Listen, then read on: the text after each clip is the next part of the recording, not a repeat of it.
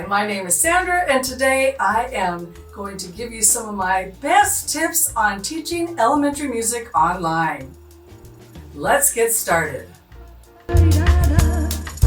In this video, I'm going to talk about 3 main things that you can do to help yourself in your online teaching. 1 is I'll give some classroom management tips. 2, how do I keep student engagement high? And 3 is how do I lesson plan? Let's start with classroom management. Teaching online is really different than teaching in the classroom, and so you're going to need to establish your rules and procedures and the way your class is going to go right at the very beginning. So you want to think about visual cues. I find that this was really helpful when I was teaching online. Stop, go, no, yes, happy, sad. Come up with some visual cues to help your students know what's going on in class. It's also good to use a lot of hand actions and, listen. Can you see? Can you hear? And just point. And so the students can see things, and that will make things run more smoothly and help them feel more comfortable. I also created signs or signals or rules and procedures for the students to communicate back to me. You have some choices here. You can leave the chat open. You can have hand signals for bathroom break, or I have to leave class so that class time isn't interrupted and there's a nice flow and everything can keep moving even though you're in the online. So you want to establish these things for bathroom breaks, how they're going to ask questions. Are you going to leave your chat open? Or when you open the chat, be very specific about how you want them to respond. And of course, it has to be age appropriate. The second thing is get to know all their names as soon as possible. I do this by singing a hello song at the beginning of every class, and then I sing all the student names. This will also help the other students learn the names of their fellow students. For management, you're going to want to have a variety of activities, and we'll talk about those later. But mainly, you want to keep your activities short and you want to keep things moving right along because they're sitting looking at a screen. For classroom management, it's really important to diversify your lessons. That's because you don't want to lose anybody. You don't want them to get distracted and not be participating. And so you want to have a lot of different things that you're going to do in one class time. Finally, having a goodbye song is really great for classroom community, celebrating birthdays, doing some special things that will help all the students feel included and want to be part of your music class. Let's talk about lesson planning.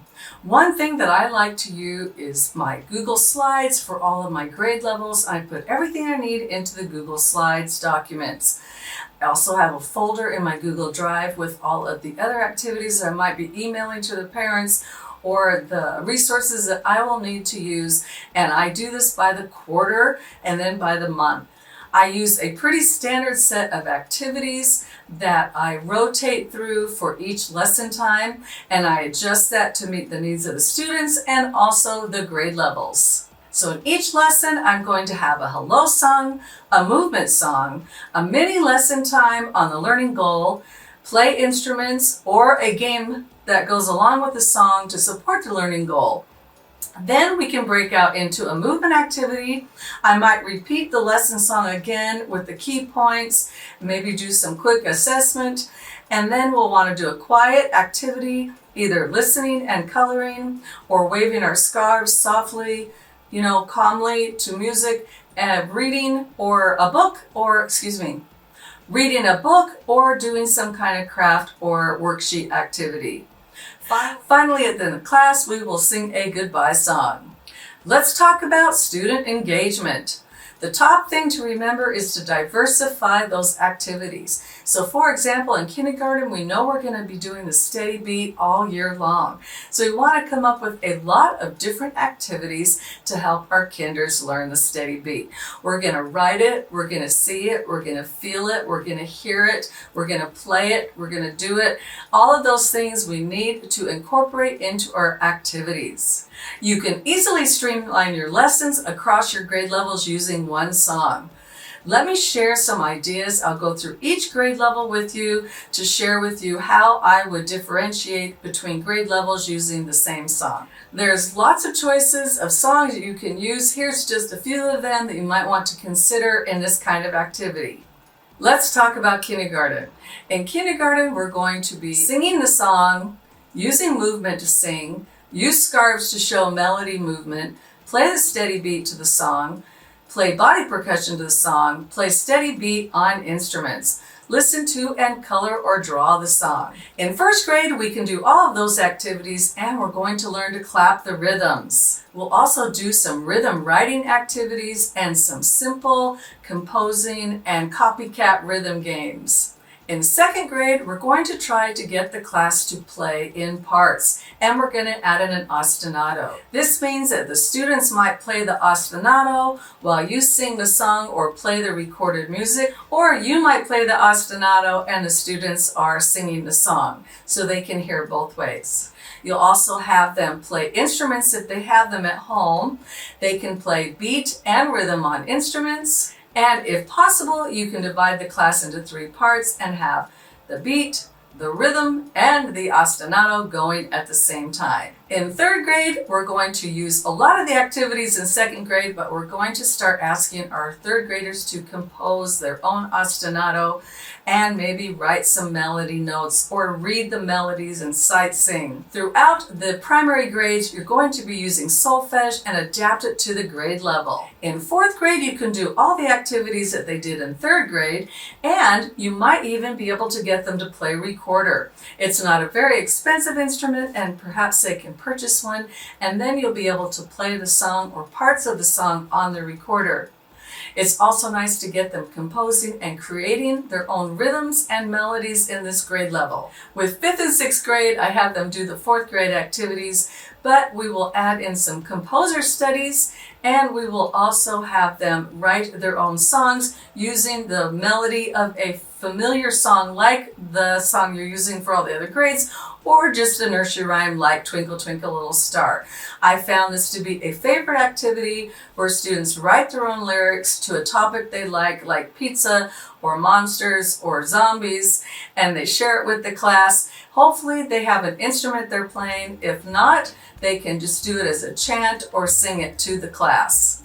Incorporating the composer activities along with each of the grade levels is a nice change of pace for them. It also gives them, that historical context of Western music. As you can see, even all of these activities will give you plenty of assessment opportunities in your classroom online.